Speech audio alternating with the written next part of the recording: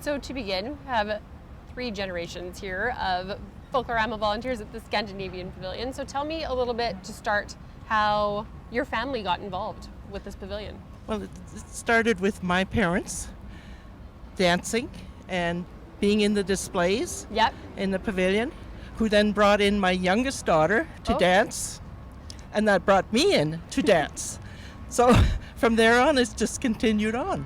And, you know, you go to the pavilion and you see things that they need people to do things, and you think, oh, I can do that.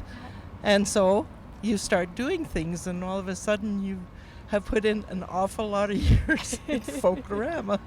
And recruiting And generations just as you were yes. recruited. Yes, Yeah. my daughters both have danced, and my son is the, what are we calling him? The technical director. He's been doing the sound for well over 10 years, probably 15, in the pavilion. So, yeah, we just keep bringing them in, and Janice here has come in to take over. I was food coordinator for 2 years, and my feet just don't hold up the same, so Janice took over a couple of years ago. And and Danny here has been dancing, and Kennedy's been dancing, and she also was part of our media people. So So yeah, it seems like it's a just family affair. keeps going, yes. What is it about volunteering and being involved with Folklorama that you love so much? Because clearly you've been involved with it for so long. Something must bring you back every year. It is, and it's the people around you and the people you meet. We have a fabulous bunch of people working at the pavilion. Yeah. And they come back every year also. And then the people that you meet along the way is fabulous. So one year I was doing, I've done several years of a bus tour coordinator. Yep. And so also being in the show. So I come out to say goodbye to the people on the bus, and guess what? They're all singing our last song on the bus. I walk along the bus and I could hear them all singing. Oh, it's just fabulous. Just really precious to hear that. Yeah, for sure. The Scandinavian Pavilion. So tell me a little bit about what kinds of cultures we can interact with, because Scandinavia is a large place. Yes, and we are actually Nordic, because Scandinavia is Denmark, Norway, and Sweden. Yes. We also include Iceland and Finland, which are Nordic countries.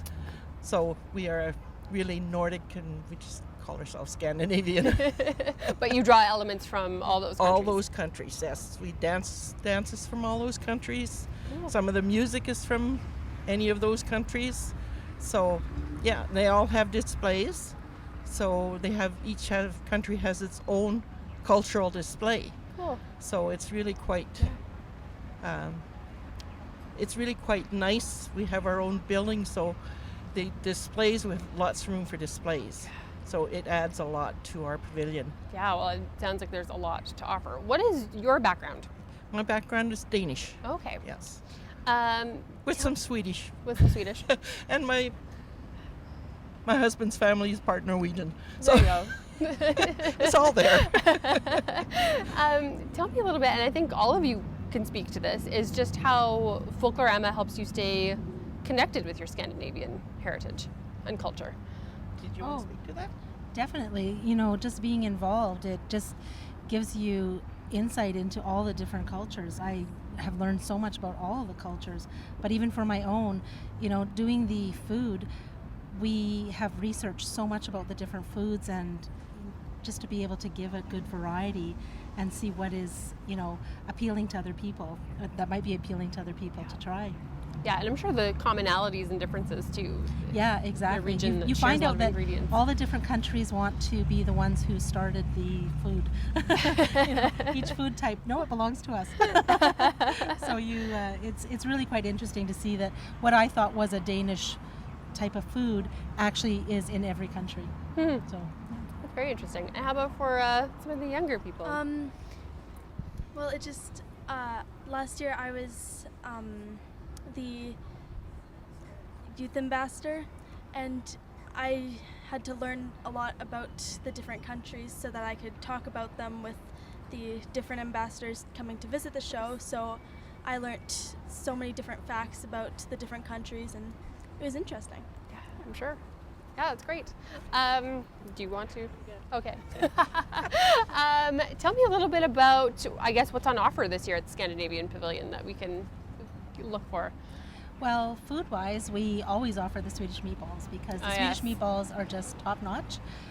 They're made in-house and they're fabulous, and people sometimes come to our pavilion just for the Swedish meatballs. We try to make as much in-house from scratch as we can. We make a dessert called Vina Tarda, which is a really, really good dessert, and like I say, it's made in-house by volunteers. We just get together on Saturdays, Sundays, and do all this cooking for it. What else do we offer? We offer open-faced sandwiches called smørbrød, and we offer different varieties. We've got one of our favorites is the shrimp, so you get a good heaping pile of shrimp on top of a sandwich. Who can resist that? We have sampler plates if people want to try some herring or some different types of cheeses from the different countries. It gives them an opportunity without having to try too much in case, it's maybe something that they're not too sure of.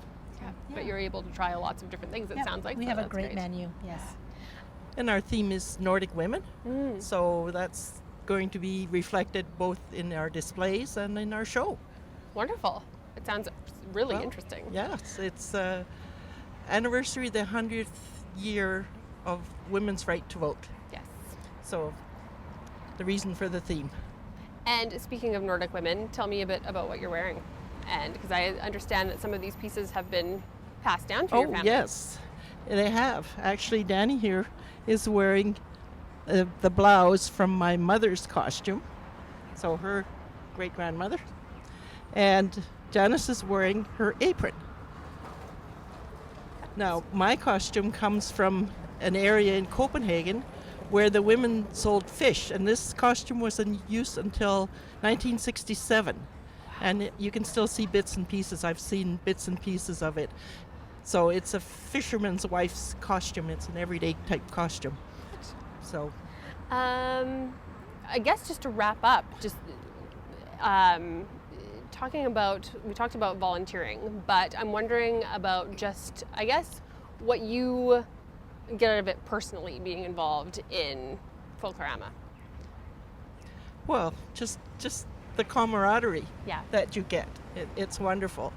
Like when you volunteer, you're not looking for rewards, so the camaraderie is your reward, and that's just what keeps you coming back. Is the people and the friends that you've made, both in the pavilion and all the people that you meet that you haven't seen in years that come into you. Oh, I know you. So yeah, it keeps you coming back, and it's exciting. Every year our pavilion has a little different theme and a little different show, so it makes it exciting. And I have to work in advance to train up the dance troupe because I'm the leader of the adult dance group. So that keeps me coming back too. Yeah, no kidding. Wonderful.